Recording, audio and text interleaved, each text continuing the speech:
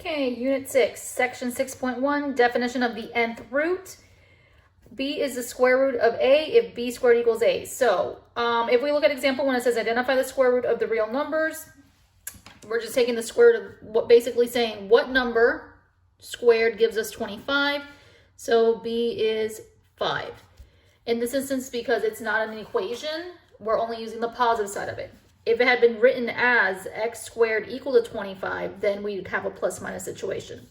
Same thing with this one, it's b squared equaled 49, so b is equal to a 7. On this one, b squared equals -9, this does not exist. Currently, we're not allowed to take the square root of a negative number. It is called an imaginary. In example 2, simple square roots, square root of 36, that's obviously a 6. When we have a radical that has a fraction inside, split it into 2 individual pieces. You're going to write a square root of 4 over the square root of 9. Square root of 4 we know is a 2. Square root of 9 is a 3, so you're left with 2/3. When we're dealing with decimals, the rule of thumb is the number of decimal places determines if it is possible. Since it's a square root, square means 2 pieces. The decimal place needs to be an even piece. So there's 2 decimal places, I can take the square root of it. If there had been 3 decimal places, then the square root would not have been a perfect square. So treat it as half, you will take half the decimal places. So square root of 4 is a 2. 2 decimal places leaves me with 1. So this is actually 0.2. On 16, it's 0.0016. Again, there's 1, 2, 3, 4 decimal places, which is an even number. Square root of 16, think of taking the square root of 16, we know is 4. Half of 4 means there's 2 decimal places. So our answer is going to be 0.04. 2 decimal places. When we look at the next one, it's 0.000009. Let's count the number of places. We have 1, 2, 3, 4, 5, 6 decimal places, which is an even. Again, square root of 3, 9, gives us a 3. Half of 6 means 3 decimals. So we get point, there's 1 place, 2 places, and then your 3. When we look at the next one, it says 0.025.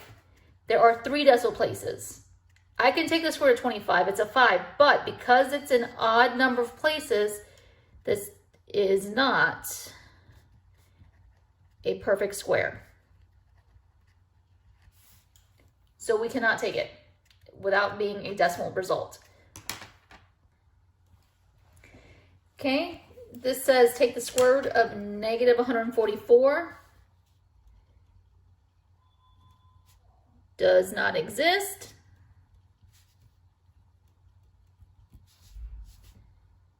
It is not a real number. When you plug square root of -144 in a calculator, it gives it a does not exist or an error message. So this is not a real number. So square root of, for any question that pertains to this, you're going to use D&E, does not exist. This one says negative radical 144. Now notice the difference between A and B. A has the negative on the inside with the 144. B has the negative on the outside of it. So this is actually -1 times square root of 144. So we have -1 times 12. So your answer is -12. Here in this chart, I gave you the first couple perfect squares, perfect cubes, perfect fourths, and perfect fifths to reference. So if we look at A on example 4, says the cube root of 64. They're asking what number x raised to the 3rd power gives you 64. Well, when I look at my perfect cubes,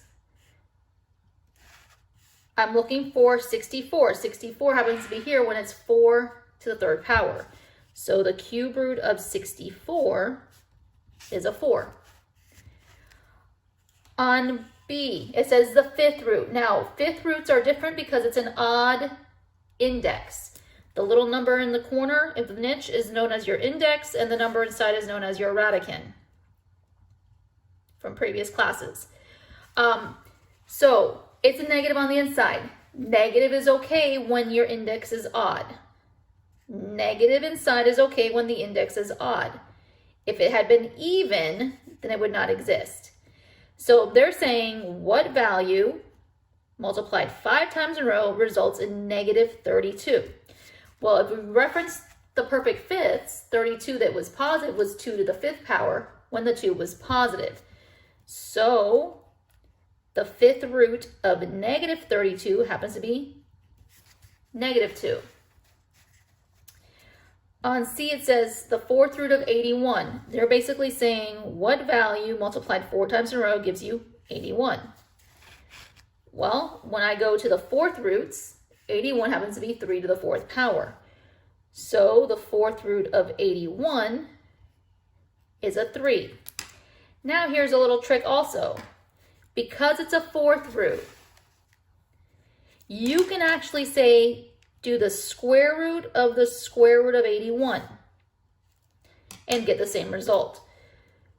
Square root of the square root of 81 becomes the square root, well, square root of 81 is a 9, and square root of 9 is a 3, which gave the same answer. So there's 2 ways of finding fourth roots. Fourth roots are the square root of the square root, or determining which number multiplied 4 times in a row gives you that value.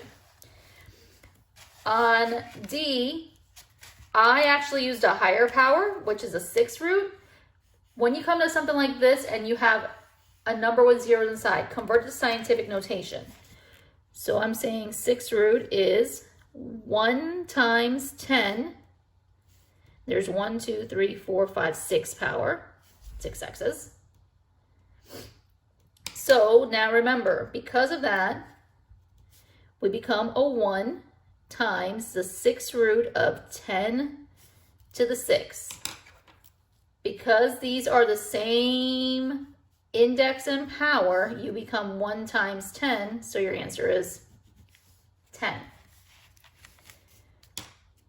On E, it's an even index with a negative inside, so it does not exist.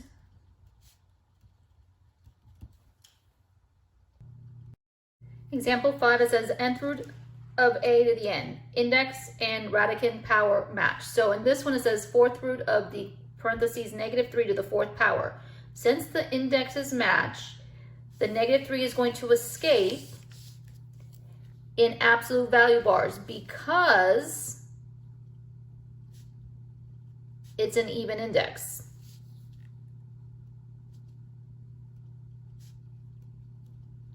So absolute values of negative 3 result in a positive 3 escaping. When we look at B, odd index, negative 3, we come out as a negative 3. The difference between the two is evens go into absolute value bars, odds exactly as written. When we look at C, again, notice that there is no index value shown here. This is a square root. Square root means there's an imaginary little 2 in the corner. So now index and power match. Because the index and the power match, this has to escape as an absolute value bar. So you're going to write it as absolute value of x plus 2. Example 6, it says the cube root of 27a to the 3rd. In this problem, the first thing I would do is I would separate your numerical value from your variables and rewrite it as cube root of 27 cube root of a to the 3rd. Let's rewrite this.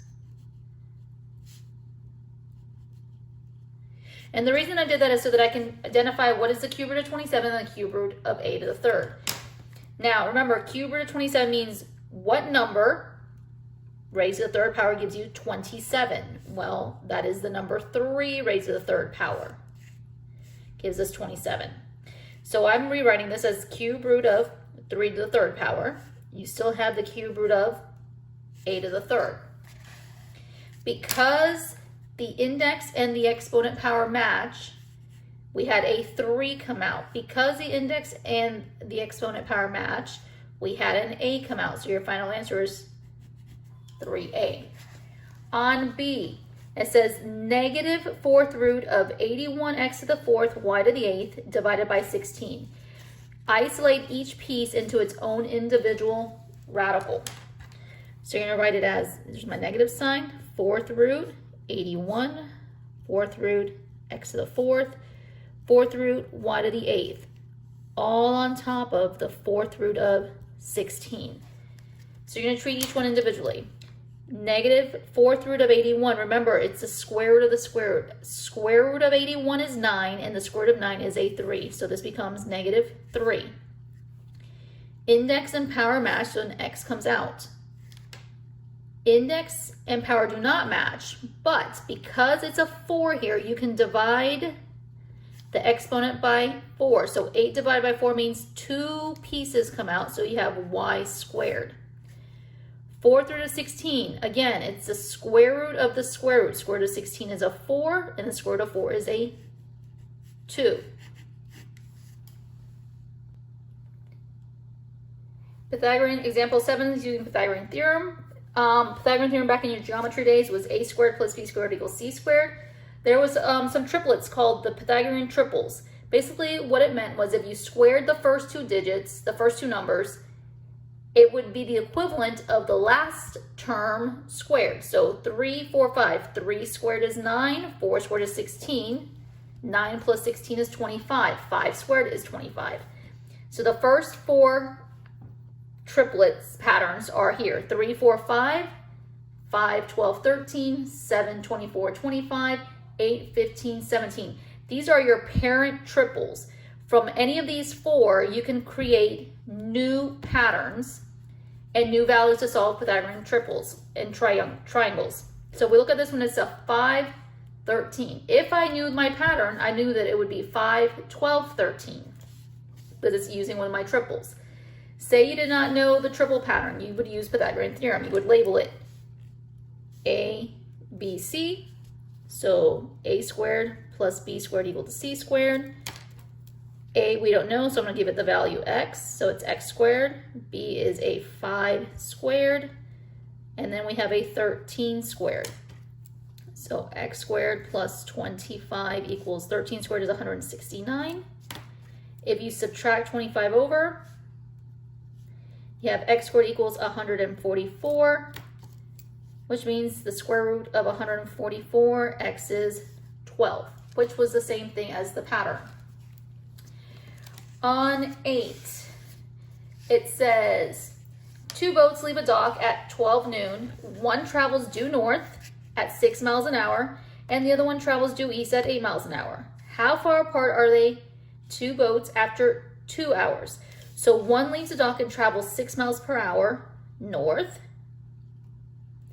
and the other goes east 8 miles per hour. They want to know how far apart they are after 2 hours. So first thing we notice that this is a 6 and an 8. Well, when I look at the patterns, this is 6, 8, they're even numbers, which is basically saying this is, if I divide by 2, I have a 3, divide by 2, I have a 4, which means this is a 5. This is a 3, 4, 5 pattern, which means if I divided by 2 here to get to a 3, divided by 2 here to get a 4, I can multiply by 2 here, so 5 times 2 makes this 10 miles per hour. But the question wasn't asking for the miles per hour, it's asking for the distance after 2 hours. So after 2 hours, you double your number, because 6 miles per hour means 6 times 2, there's 12 miles. 8 times 2 means this is 16 miles. So 10 times 2, this is 20 miles. Example 9, it says write the domain in integral notation. So on radicals, one rule of thumb we need to know. dependent on the index value, determines if you have a domain restriction. So because it is an even index, you need to set the inside greater than or equal to 0. So it says the fourth root of t minus 2. It's an even index. So I'm going to write it as t minus 2 is greater than or equal to 0 and solve for t. So I add 2 over. So t values have to be greater than or equal to 2. And it says in interval notation. So notice that this arrow tip is not pointing to the 2, it's pointing past the 2, going towards positive infinity to the right. So I would write bracket because it's inclusive. 2 going to positive infinity, there's my interval notation. Okay, when we go to B, it says the cube root of a minus 3. Well, we have an odd index. Always negative infinity, positive infinity. No matter what value I pick for A, I can plug in negative and positive answers in for A and still get an answer. Because it's an odd index, we're allowed to be negative inside the radical. When we go to C, it says k of x equals the square root of 3 minus 5x. Remember, square root means there's an imaginary 2, so we have an even index. So you need to set the inside greater than or equal to 0. So you're going to write 3 minus 5x greater than or equal to 0. Subtract 3 over, so you get negative 5x greater than or equal to negative 3. The reason I did not move the 5x is because it's radicals and we have inequalities. When the inequality symbol is used, you always want the variables on the left side of the inequality. Now, when I divide by a negative, remember that rule. Dividing by a negative results in the inequality changing direction. So now x is, instead of being greater than or equal to, it's now less than or equal to. Negative makes it positive 3/5. Now the arrow tip is pointing behind the x to negative infinity. So interval notation, you're going to go from negative infinity up to 3/5, close your bracket. And the reason we close it is because we are inclusive.